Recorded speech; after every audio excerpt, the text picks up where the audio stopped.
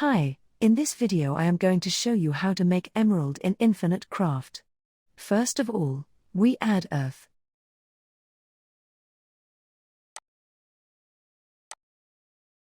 Then, combine earth with earth, and it will become lava. Add water to lava, and it will become stone. Combine lava with stone, and it will become obsidian. Add earth to obsidian, and it will become diamond. Go to the other side. First, add earth. Then, add water to earth, and it will become a plant. Combine plant with diamond, and it will become emerald.